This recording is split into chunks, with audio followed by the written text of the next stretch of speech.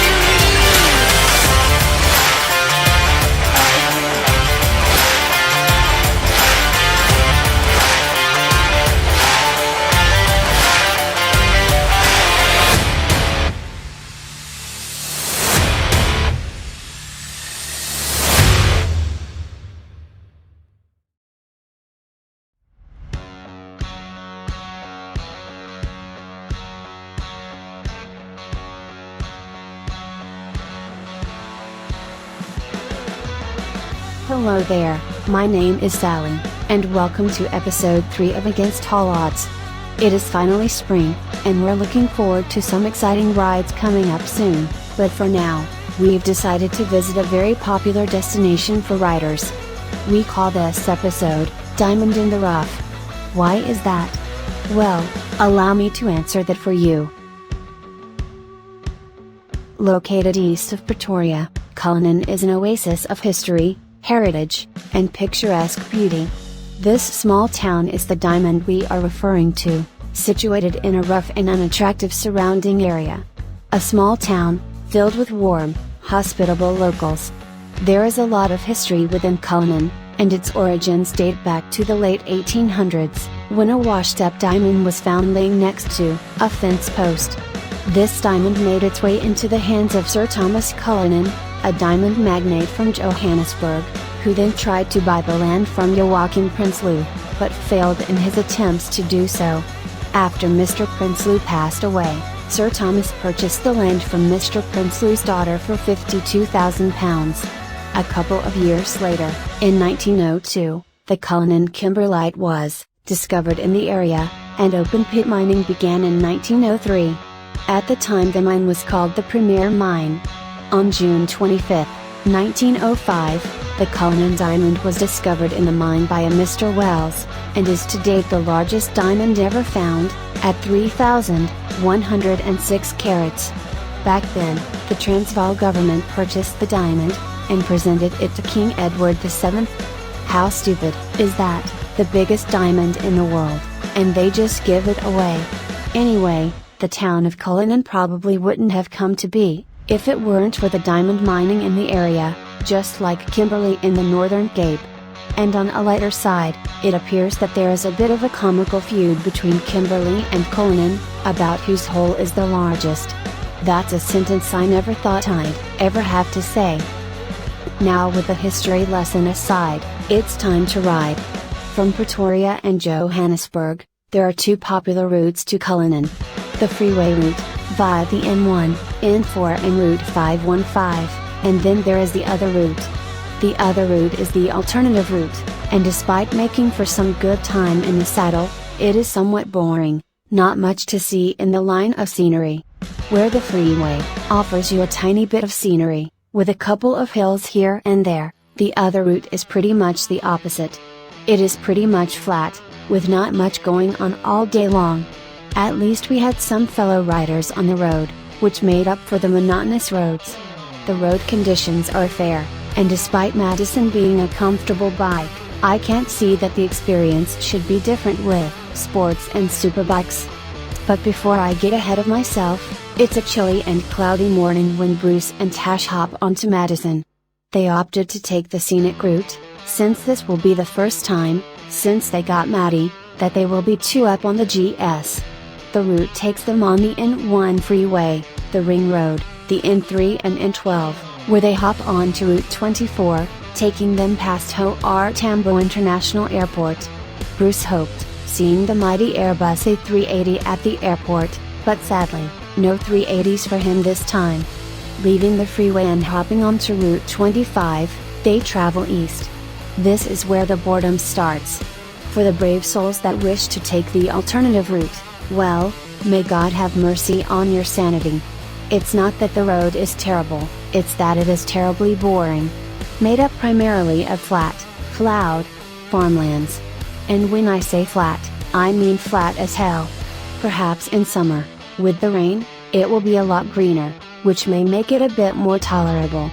On the upside, there are tons of bikes on the road, which at least makes up for something. If you prefer a scenic route, rather stick to the N4, and just pay the toll attendant the $17 one way, at the R515 exit tollgate. At least there are some hills and greenery on the freeway route. When nearing the immediate surrounding areas of Cullinan, the scenery changes from a dull, mostly flat, and very uneventful place, to a welcoming greenery of trees and hills.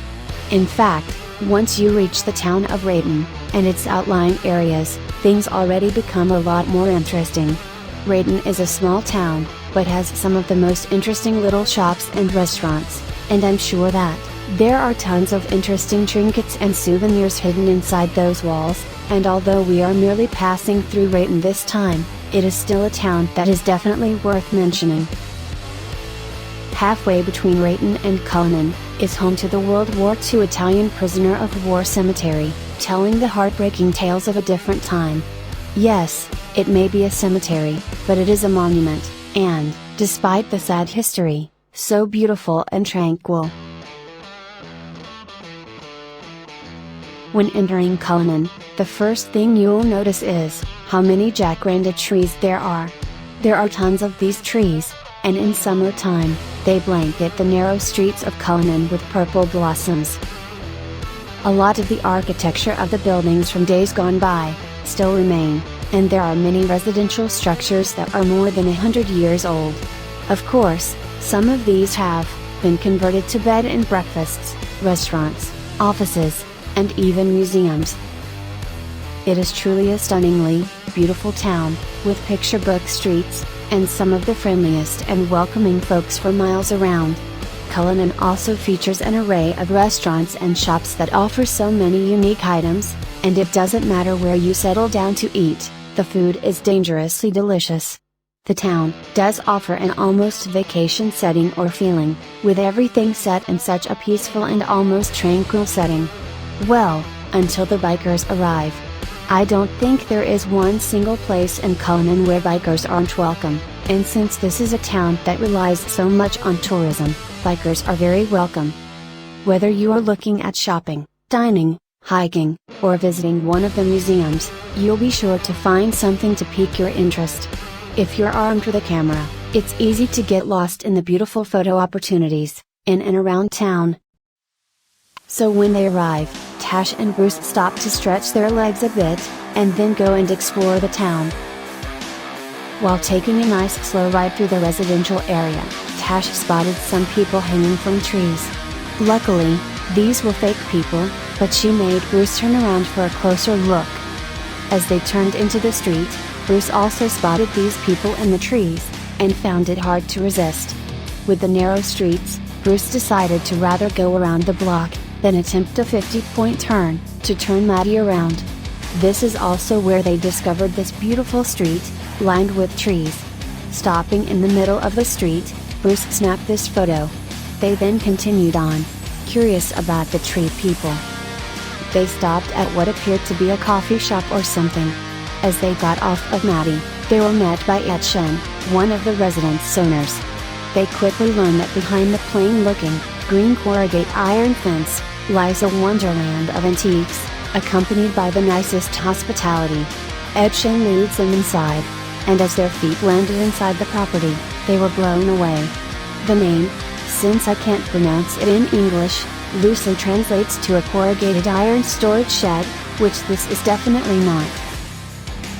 Inside, paints a picture of many hours of labor to create such a breathtaking and unique wonderland. And no kidding, there are actual living swans here, which Bruce found out after he attempted to poke what he thought were decorative swans. What this place is, with the exception of being 20 levels above beautiful, is a restaurant, trinket shop, and clothing shop. Billy introduced himself, and was bombarded by questions. He shares ownership of this business, and later he told them about the sleepwear he makes, available for men and women, which is pretty damn cool. Currently, the restaurant is open twice a week, but is looking at extending their business hours. Here you can find good and wholesome home-cooked meals, and the pricing is very affordable, and really delicious. Since it was still pretty early, Bruce and Tash enjoyed some sodas, topped with some great conversation with Etchen and Billy. They learned a lot about this place, and how it came into existence, but if you want to hear the story, pay them a visit in Ross Road, in Cullinan. They cater for functions, and considering that this is a two-man, sometimes three, operation, and the amount of effort that goes into, well, everything, they would exceed anyone's expectations. From breakfast, to cabaret shows, all under one roof, hosted by two of the friendliest gentlemen around. It is truly a place that you could get caught up in for hours, and noticing this, Tash and Bruce bid them farewell, and left to further explore the town.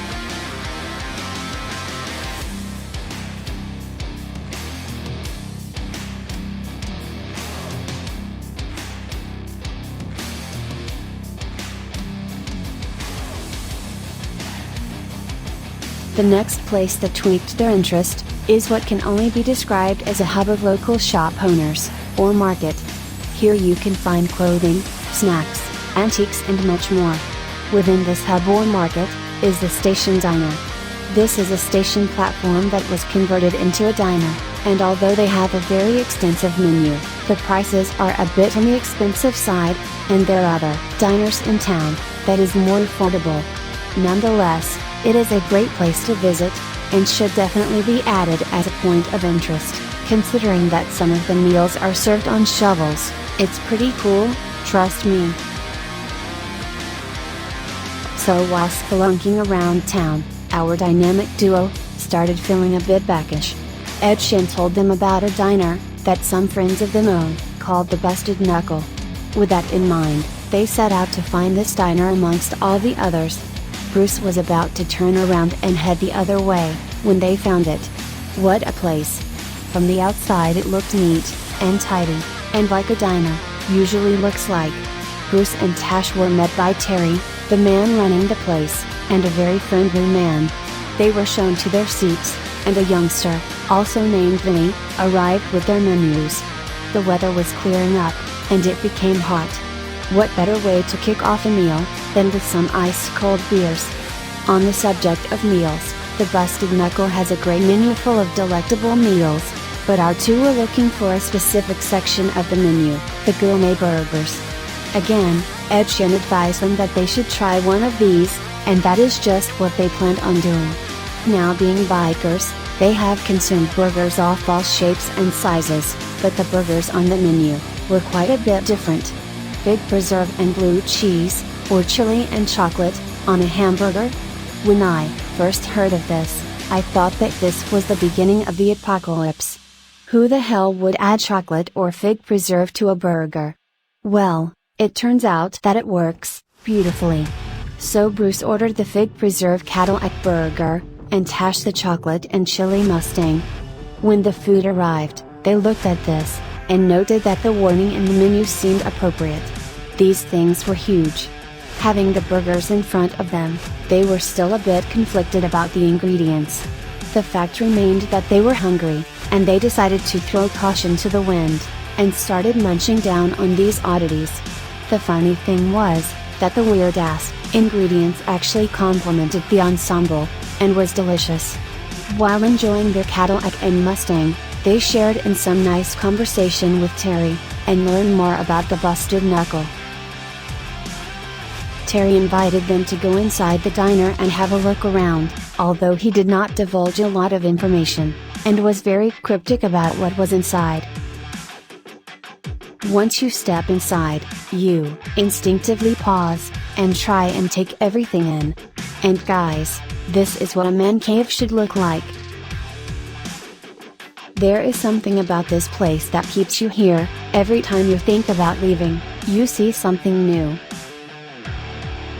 After chatting with Terry a bit more, Bruce and Tash noticed how the time flew, and sadly, had to leave. Both Terry and Billy made the visit to the busted Knuckle very memorable, and against all odds gives our stamp of approval, and will recommend that anyone that wants to visit Cullinan, take the time to visit this establishment. If you want a place where you can enjoy great company, awesome food, cold beers, fantastic service and a myriad of eye candy, the Busted Knuckle is your destination.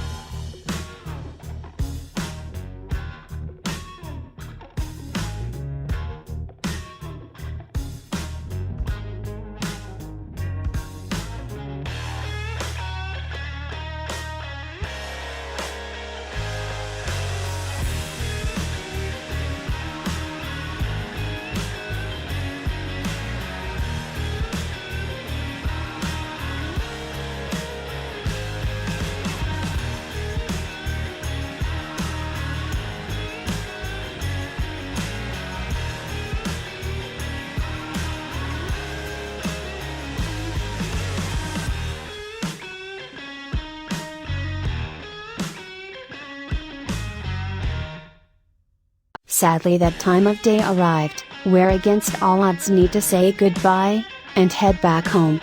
But no visit to Cullinan is complete without visiting the Big Hole, which Bruce and Tash did on their way out.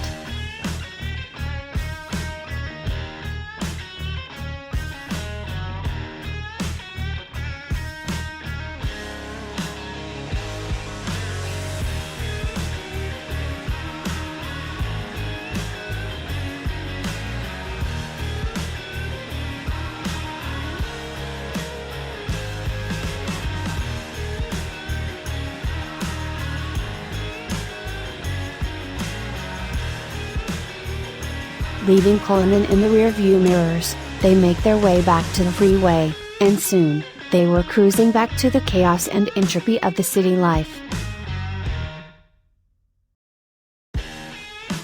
It has been a rewarding day, and having traveled a mere 244 kilometers for the day, on good roads, Cullinan is not far from the madness and mayhem of the cities, but far enough to allow you the peace and quiet to reboot your mind, to detach from all the stress from work, and all the other mumbo-jumbo that beats you up during the week. A place that you can forget about everything, and just get caught up in the beauty and tranquility. A small town called Cullinan, the diamond in the rough. This is Salli, Bruce and Tash, saying thank you for watching, and may we meet on the road. Bye for now.